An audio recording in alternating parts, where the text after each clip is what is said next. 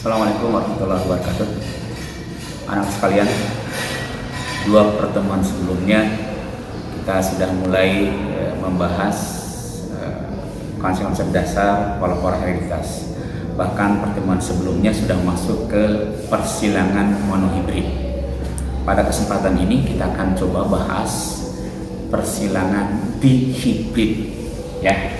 Persilangan dihibrid.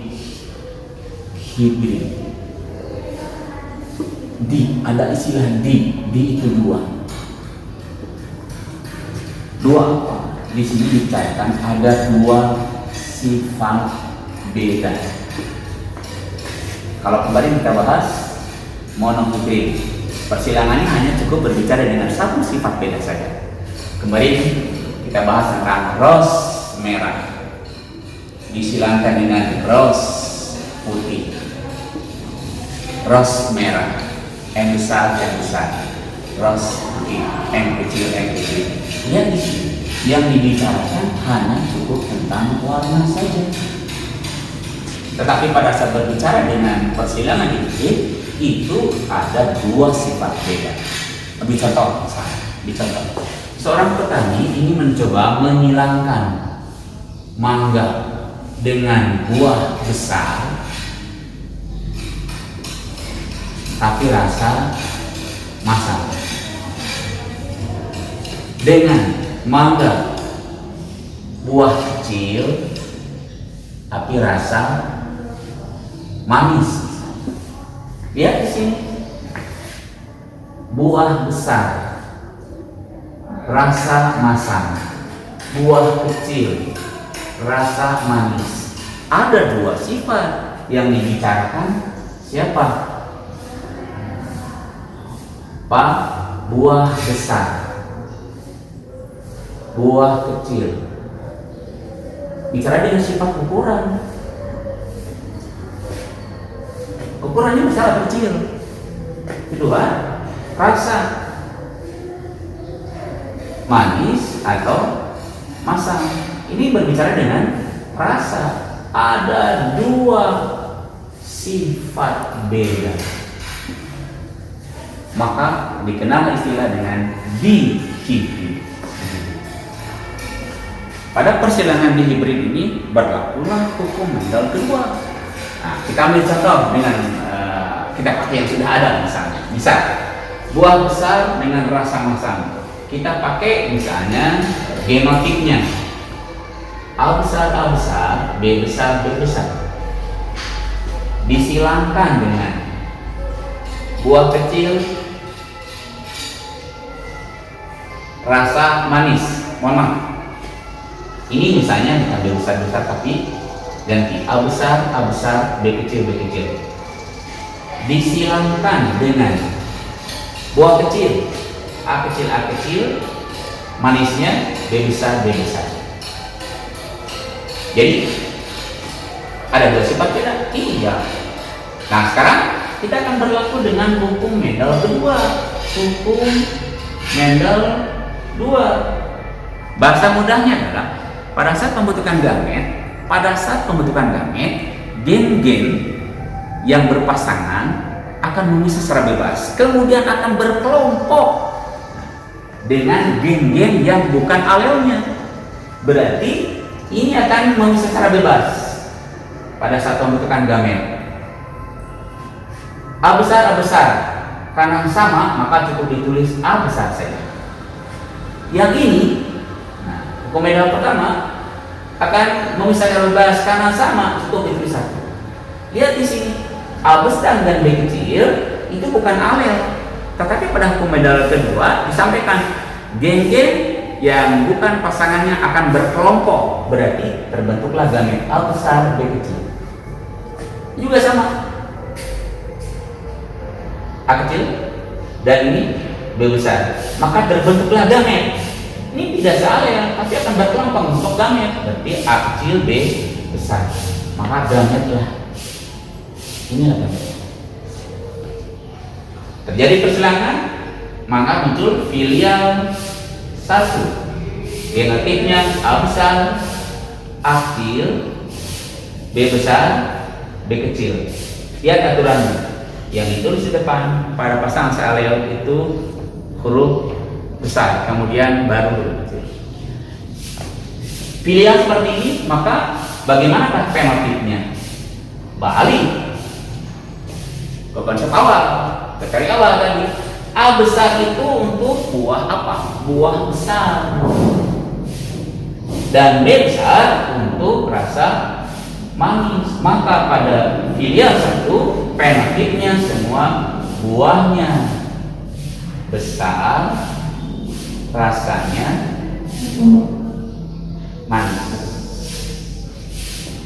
Rasanya manis. Nah, bagaimana kalau petani itu akan mencoba menghilangkan kembali filial pertama dengan filial yang sama sifatnya? Dia berharap ingin mencari variasi baru misalnya, maka nanti dicoba disilakan kembali, misalnya buah besar manis disilakan dengan buah besar manis. Gimana? A besar A kecil, B besar B kecil. Yang ini A besar A kecil, B besar B kecil. Sama seperti persiapan sebelumnya, harus dicari gametnya.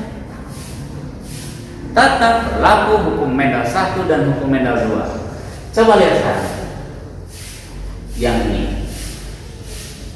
A besar A kecil, maka gametnya ada 2, A besar A kecil.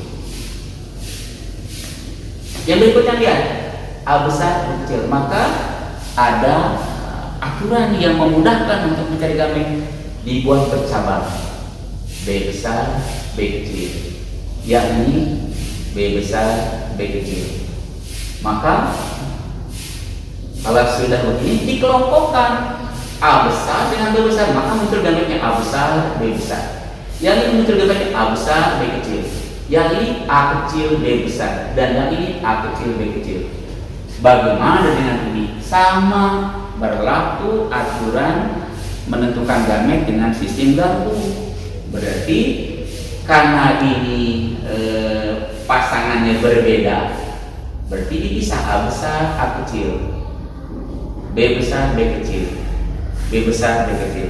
Sama dengan ini.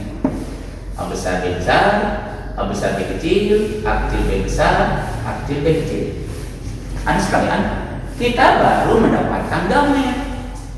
Dari genotip ini kita dapat 4 macam gamet.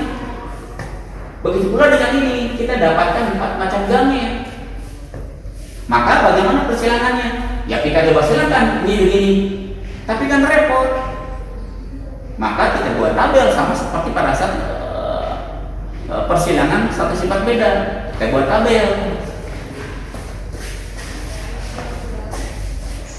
Bagus ya? Kita buat tabel. Jadi kalian buat tabel yang rapi. Kalau Bapak hanya sesuai kebutuhan yang mendesak saja, ya.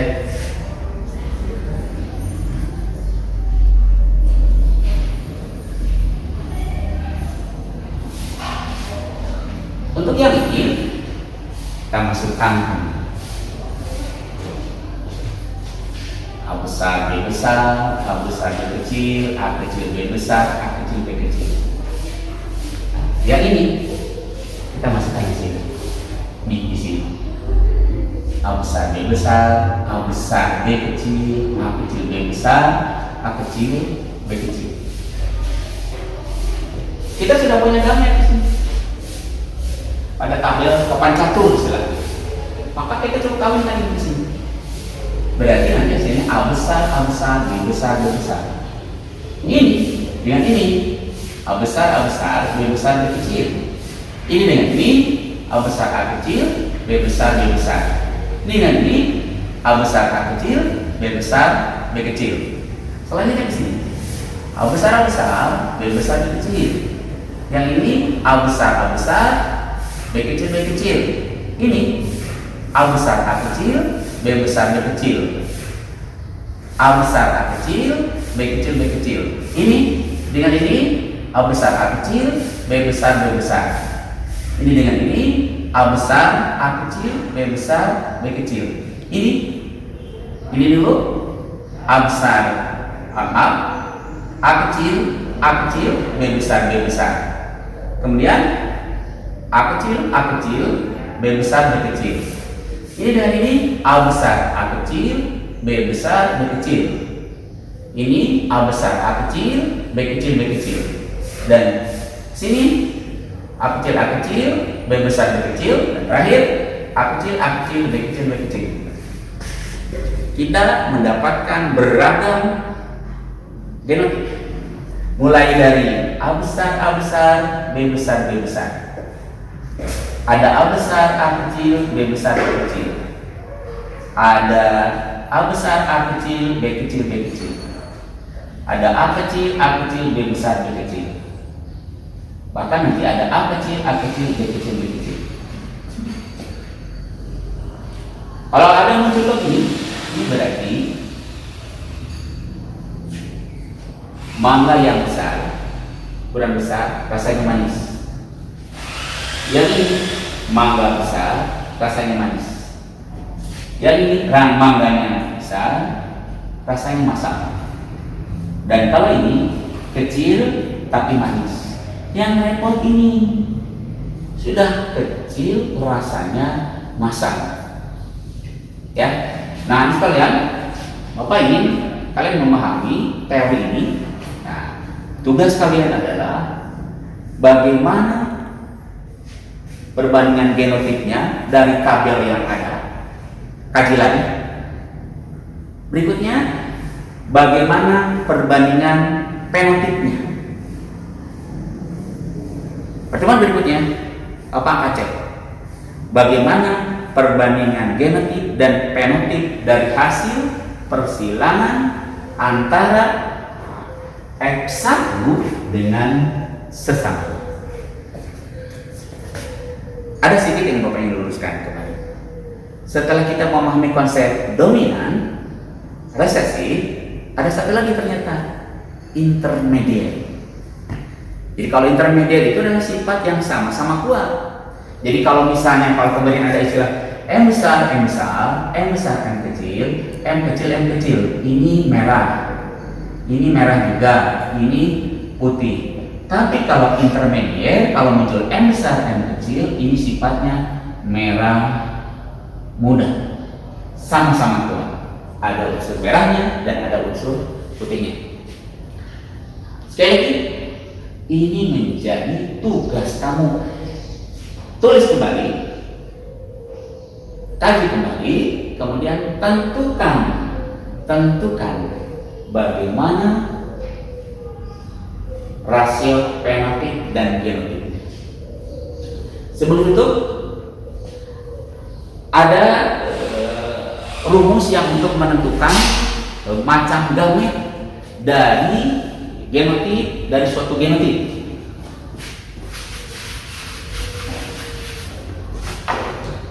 Dengan bukan rumus kan? Ada A besar, A kecil, ada B besar, ada B kecil. Lihat ini pasangannya beda, maka ini genotipnya heterozigot. Ini juga heterozigot. Kalau genotip A besar, B besar, B besar, ini homo. Ini homo. A kecil, B kecil, ini juga sama, homo. Ini juga homozigot. Nah, ada aturan menentukan banyak gamet dengan menggunakan rumus 2 pangkat N. N itu menentukan banyaknya genotip yang heterozigot. Kita pakai yang ini. Ini punya heterozigot ada 2 buah, 1, 2, maka 2 pangkat 2, 4. Berarti ada 4 macam gamet, yaitu